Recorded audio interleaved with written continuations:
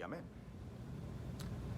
Hechos capítulo 12 y versículo 1, y estaremos leyendo hasta el versículo 12. En aquel mismo tiempo el rey Herodes echó mano a algunos de la iglesia para maltratarles, y mató a espada a Jacobo, hermano de Juan. Y viendo que esto había agradado a los judíos, procedió a prender también a Pedro. Eran entonces los días de los panes sin levadura. Y habiéndole tomado preso, le puso en la cárcel, entregándole a 4 grupos de 4 soldados cada uno para que le custodiasen, y se proponía sacarle al pueblo después de la Pascua. Así que Pedro estaba custodiado en la cárcel, pero la iglesia hacía sin cesar oración a Dios por él. Y cuando Herodes le iba a sacar, aquella misma noche estaba Pedro durmiendo entre 2 soldados, sujeto en 2 cadenas, y los guardas delante de la puerta custodiaban la cárcel. Y he aquí que se presentó un ángel del Señor, y una luz resplandeció en la cárcel. Y tocando a Pedro en el costado, le despertó diciendo: levántate pronto. Y las cadenas se le cayeron de las manos.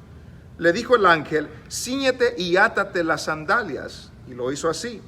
Y le dijo: envuélvete en tu manto y sígueme. Y saliendo le siguió, pero no sabía que era verdad lo que hacía el ángel, sino que pensaba que veía una visión.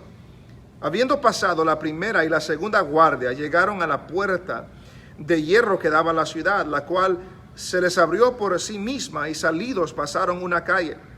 Y luego el ángel se apartó de él. Entonces Pedro, volviendo en sí, dijo: ahora entiendo verdaderamente que el Señor ha enviado su ángel y me ha librado de la mano de Herodes y de todo lo que el pueblo de los judíos esperaba. Y habiendo considerado esto, llegó a casa de María, la madre de Juan, el que tenía por sobrenombre Marcos, donde muchos estaban reunidos orando. El libro de los Hechos narra los aproximadamente primero 30 años de la iglesia primitiva. Comienza a narrar desde el capítulo 1, cuando Jesús pasa tiempo con sus discípulos antes de ascender al cielo, al capítulo 2, donde el Espíritu Santo desciende sobre la iglesia en el día de Pentecostés. Y desde ese entonces la iglesia comienza a proclamar la resurrección de Cristo. Y primero en Jerusalén, luego en Judea, luego en Samaria, y en el libro del capítulo 12 ya están saliendo de esas regiones. Vemos en el libro de los Hechos, hicimos hincapié en eso hace algunas semanas, que la iglesia primitiva era una iglesia que oraba. Era una iglesia que oraba buscando la dirección del Señor, que oraba buscando la protección, la fortaleza del Señor. Si recordamos en el capítulo 2 decía que permanecían en las oraciones. Si recordamos en el capítulo 3 decía que Pedro y Juan subían al templo a la hora de la oración. En el capítulo 4, después que fueron azotados, ellos oraron, la iglesia oró al Señor para que Dios abra puerta, fortalezca a los apóstoles y que por medio de la mano de ellos hagan señales y prodigios y maravillas. Entonces podemos ver esta iglesia, que era una iglesia que constantemente pasaba en oración. Pero llegamos a este capítulo 12, y en este capítulo 12, en este versículo 1, encontramos un dilema. Encontramos que Herodes arrestó a algunos cristianos para maltratarlos. En aquel mismo tiempo el rey Herodes echó mano a algunos de la iglesia para maltratarles. El propósito de Herodes era maltratar a estos de la iglesia. Eran varios, no era solo uno. Y luego se nos dice en el versículo 2, y mató a espada a Jacobo, hermano de Juan. Meditemos en eso un momento. Jacobo, hermano de Juan, era un apóstol. Era uno de los 12. Era uno que vemos que Jesús lo llamó mientras pescaba. Estaban a la orilla del mar y Jesús los llamó. Pero en este capítulo 12, siendo un apóstol, este capítulo 12 se nos dice en un solo versículo que Herodes mató a espada a Jacobo, hermano de Juan. Ahora, si nosotros creemos lo que algunos dicen, de que cuando uno sirve al Señor todas las cosas están bien, somos prosperados, somos victoriosos, nada sucede mal, y si algo sucede mal es porque nos falta fe o no confiamos en el Señor. Pero este versículo 2 me recuerda a mí de que eso no es verdad. De que este apóstol del Señor, que caminó con el Señor, que fue encomendado por el Señor, que fue testigo de la resurrección, que estuvo ahí cuando el Espíritu se derramó en el día de Pentecostés, que oraba en la iglesia y por la iglesia, Herodes lo mató a filo de espada. ¿Será que Dios no escuchó las oraciones de la iglesia? ¿Será que Dios estaba ocupado para no asistir, no ayudar, no proteger en el momento indicado? La respuesta es no. La respuesta es no. Y cuando nos encontramos en estos primeros versículos, cómo Herodes maltrata a los cristianos, mata a un apóstol, nos damos cuenta, estimados hermanos, de que usted y yo no estamos exentos en esta vida de sufrir, de pasar por dificultad, de pasar por tribulación, de pasar por problemas, aún de que muramos en esta vida. Quizás para algunos antes de tiempo, pero nadie muere antes de tiempo. Cada quien muere cuando el Señor ha determinado. Jacobo lo mataron a espada.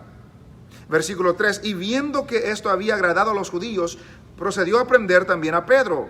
Eran entonces los días de los panes sin levadura, y habiéndole tomado preso, le puso en la cárcel, entregándole a 4 grupos de 4 soldados cada uno, para que le custodiasen, y se proponía sacarle al pueblo después de la Pascua. Herodes echa mano de algunos para maltratarlos. Herodes mata a Jacobo, y como ve que al pueblo le gusta, se alegró. Entonces también arresta a Pedro y lo echa a la cárcel. Y yo creo, la Biblia no nos dice, pero yo creo que tenía la misma intención de Jacobo, lo iba a matar. Lo puso en la cárcel, puso 16 soldados, 4 grupos de 4 para que lo custodiasen, porque Pedro ya había estado en la cárcel antes y Dios lo había sacado de la cárcel. Pero notamos esta condición. Los cristianos arrestados para ser maltratados. Uno de los líderes de la iglesia lo mataron a espada. El líder primordial, quizás el apóstol Pedro, fue arrestado y puesto en la cárcel con la intención de que le quiten la vida. Entonces, si eso fuéramos nosotros, si algunos de nuestra iglesia fueran arrestados para ser maltratados, ¿qué haríamos? ¿Nos desesperaríamos? ¿Oraríamos? ¿Confiáramos en el Señor? ¿Perdiéramos la esperanza? Y no solamente eso, sino que uno de nuestros líderes, por alguna razón, fue asesinado. Y luego arrestan a otro de los líderes. ¿Dónde estaría nuestra condición? ¿Estaríamos alertas, atentos, cabizbajos, desesperados? Versículo 5 nos dice que así que Pedro estaba custodiado en la cárcel, pero la iglesia hacía sin cesar oración a Dios por él. Note esta frase. Pedro estaba en la cárcel, Pedro no podía salir de la cárcel, Pedro estaba siendo custodiado en la cárcel. Las cosas estaban fuera del control de Pedro, pero la iglesia hacía sin cesar, hacía ferviente oración a Dios por él. Fácil hubiera sido de que la iglesia, al ver que a Jacobo, a uno de los líderes, Herodes lo mató, que ellos se escondieran, que ellos tuvieran miedo, que ellos se desesperaran, que ellos perdieran la confianza, pero ellos conocían a su Dios. Ellos entendían que el Dios de ellos no actúa en una manera fuera de control, sino que ellos entendían que si Jacobo murió es porque Dios lo determinó. Y no iba a detenerlos a ellos de pedirle al Señor por Pedro. Y eso es algo que debemos recordar nosotros, hermanos. Este ejemplo, este principio de que aunque las cosas no salgan como nosotros esperamos, aunque le hemos pedido al Señor por algo, pero Él opta a hacer otra cosa, no significa que vamos a dejar de orar. No significa que vamos a dejar de confiar en el Señor. Ellos hacían oración ferviente, oración sin cesar a Dios por Él. Entonces, aquella oración que usted le ha pedido al Señor que Dios no la contestó o no la contestó como usted quiso, no significa que dejaremos de orar por la siguiente condición.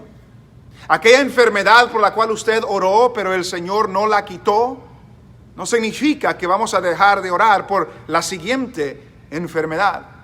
Aquel trabajo que usted le pidió al Señor, que Dios no se lo dio, no significa que vamos a dejar de orar al Señor confiando que Él siempre va a proveer. Y este es el principio que vemos en estos primeros 5 versículos, que las dificultades y las circunstancias, cuando conocemos al verdadero Dios, el Dios de la Biblia, no nos detienen de seguir orando, no nos detienen de seguir confiando, no nos detienen de doblar rodillas, de suplicar delante del Señor. La iglesia hacía sin cesar oración a Dios por Él.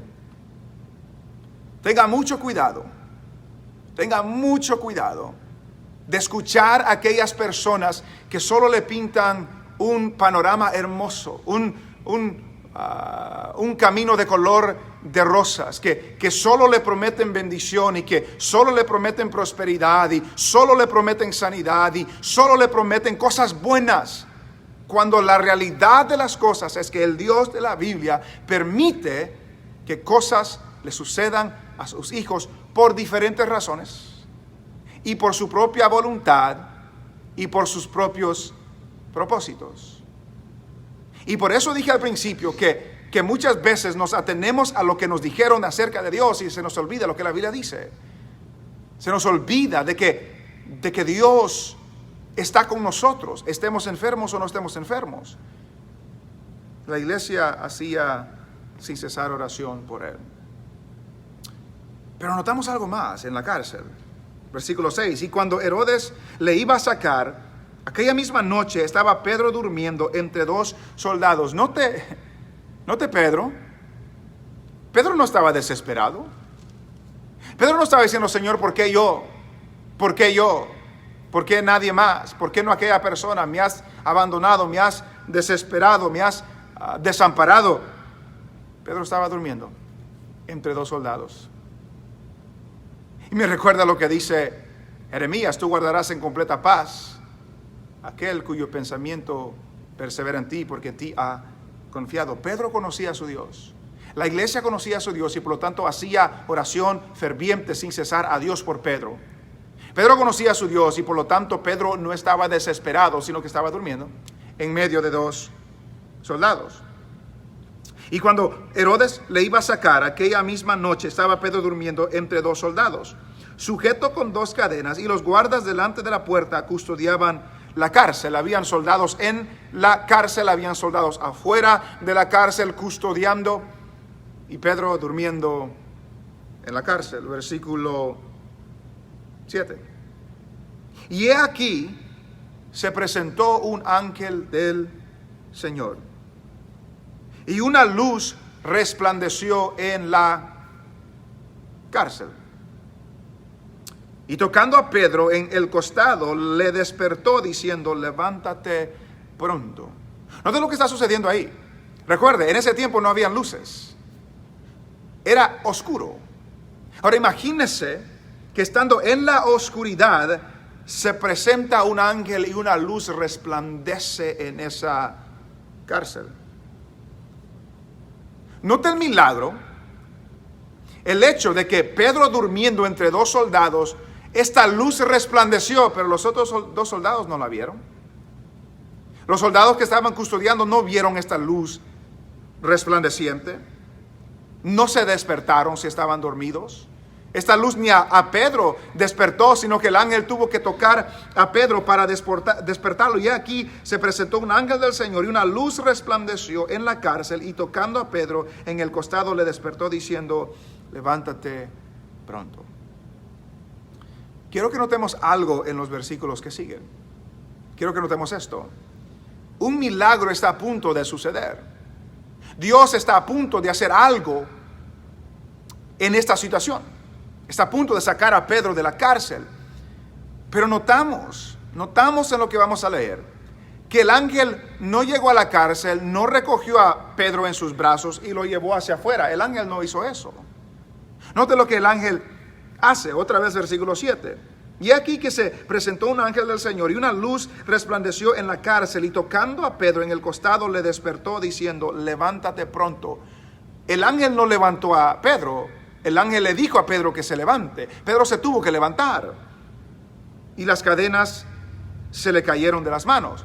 Pedro se levantó, las cadenas se cayeron. Le dijo el ángel: cíñete y átate las sandalias. Ponte el cincho, ponte los zapatos. Y lo hizo así. Y le dijo: envuélvete en tu manto y sígueme. Y saliendo le seguía. Noten lo que está sucediendo. Dios fácil pudiera haber levantado a Pedro. El ángel lo hubiera podido levantar y llevárselo para afuera, pero Dios no hizo eso. Dios hizo el milagro, pero Pedro se tuvo que levantar. Pedro se tuvo que poner el cinto. Pedro se tuvo que poner las sandalias.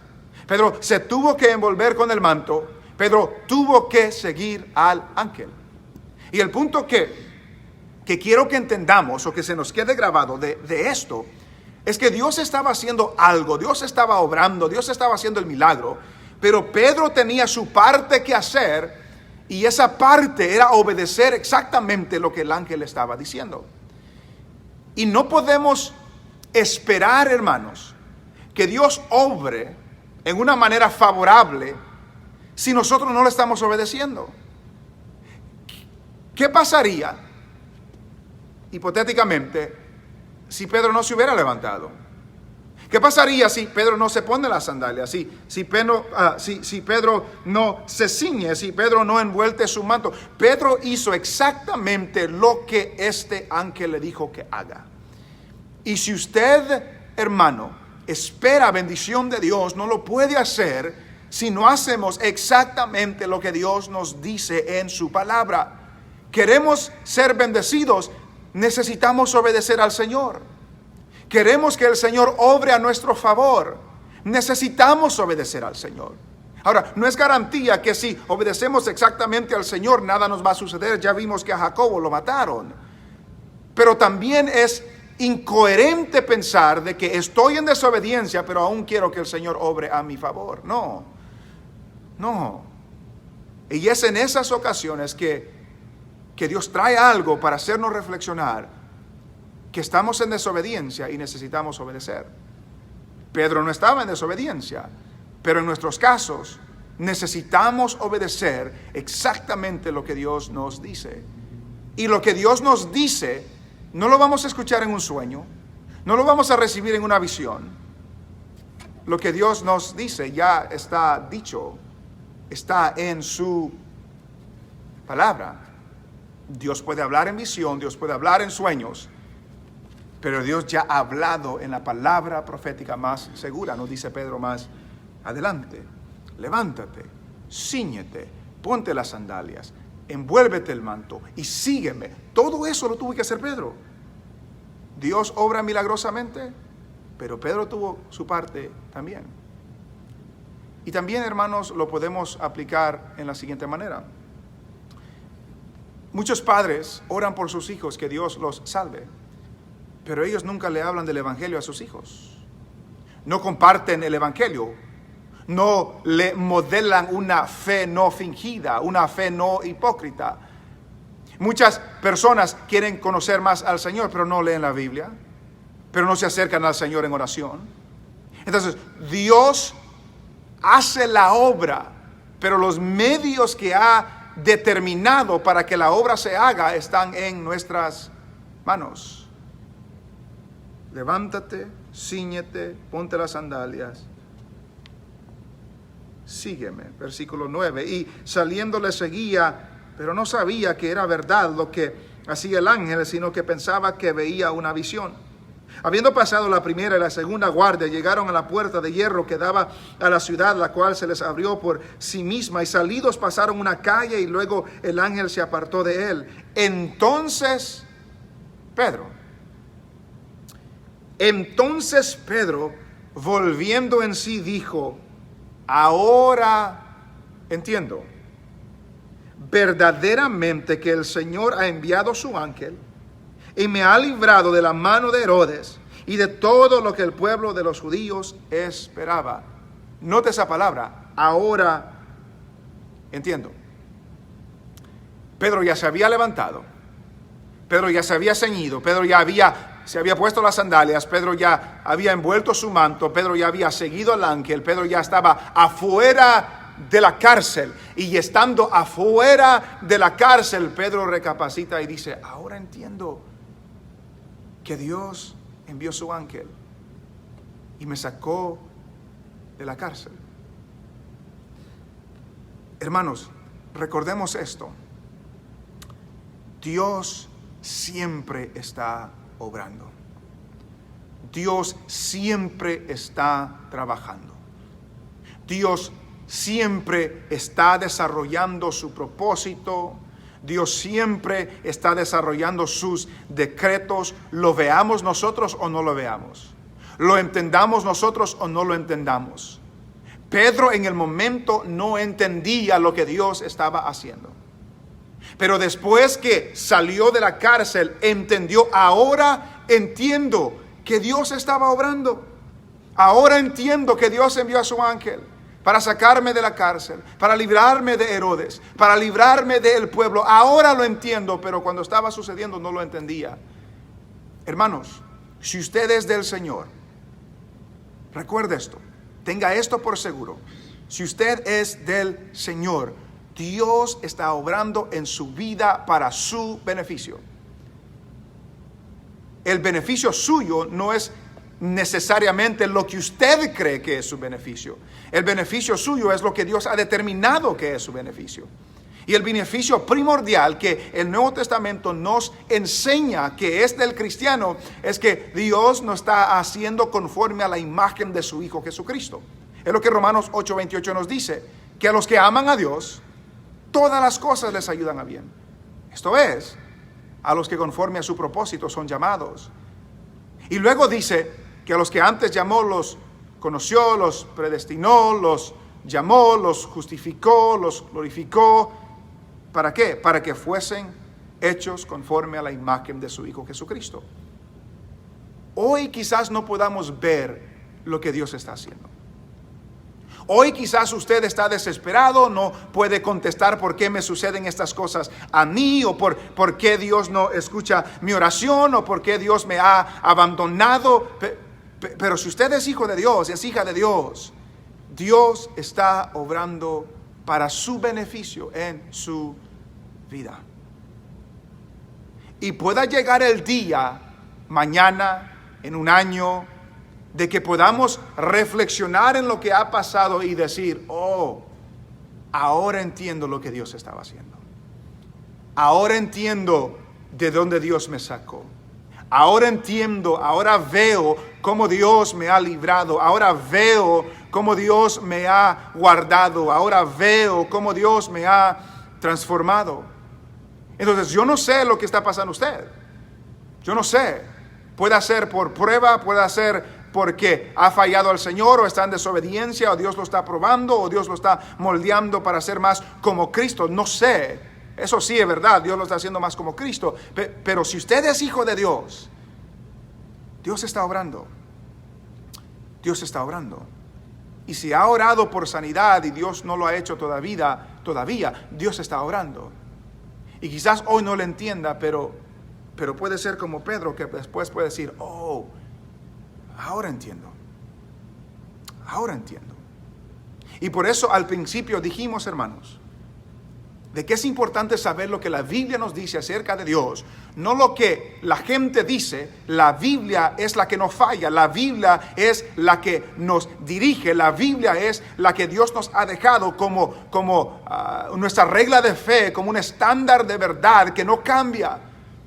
Yo puedo enseñar mal, su pastor puede enseñar mal, otros maestros pueden enseñar mal, pero la Biblia no cambia. Entonces usted y yo debemos estar arraigados y cimentados en lo que la Biblia dice acerca de Dios. Y usted y yo debemos creerlo y conocerlo para que cuando el día malo venga, no vayamos a pensar que Dios nos ha abandonado. No vayamos a pensar que Dios nos ha dejado. Sino que podamos reflexionar en Dios, ¿qué es lo que estás haciendo por medio de esto? Que el día de mañana, repito, puede ser como dijo Pedro, ahora entiendo. Ahora entiendo. Sus hijos que son rebeldes, que no le obedecen, siga orando, siga confiando en el Señor, que mañana pueda decir, oh, ahora entiendo. Su cónyuge, su esposo, su esposa, que están teniendo dificultades, siga orando, siga confiando en el Señor, para que mañana, si Dios lo permite, pueda decir, oh, ahora entiendo por qué Dios me hizo pasar por esa circunstancia. Hermanos, Dios no falla. Dios sigue obrando. Dios sigue transformando. Dios sigue trabajando. Ahora entiendo, dice Pedro. Y después que recapacita, en el versículo 12, y habiendo considerado esto, llegó a casa de María, la madre de Juan, el que tenía por sobrenombre Marcos, donde muchos estaban reunidos orando. En el versículo 5, que nos dice que la iglesia hacía sin cesar oración a Dios por él. Versículo 12, donde muchos estaban reunidos orando. Estaban orando de noche. El grupo se había reunido para orar. Estaban orando a Dios. La iglesia no se cansa de acudir a su Dios. La iglesia no se desvía de acudir a su Dios. La iglesia depende completamente en su Dios. Y la manera como la iglesia demuestra que depende completamente en su Dios es que se acerca a Él en oración, se acerca a Él en plegaria, se acerca a Él en súplicas, se acerca a la fuente porque Él nos puede escuchar, porque Él nos puede responder, porque Él está obrando a nuestro favor. Hermanos, no se nos olvide eso de nuestro Dios. Dios siempre está obrando a favor de su pueblo. Mis pensamientos no son vuestros pensamientos, dice Dios, ni mis caminos son vuestros caminos. Como más altos son los cielos que la tierra, así son más altos mis caminos que vuestros caminos y mis pensamientos que vuestros pensamientos. Hermanos, si confiamos en un Dios, como es descrito en la Biblia, no nos desanimamos, no nos desesperamos por lo que podamos estar viviendo. ¿Por qué? Porque Dios está obrando. Dios es fiel.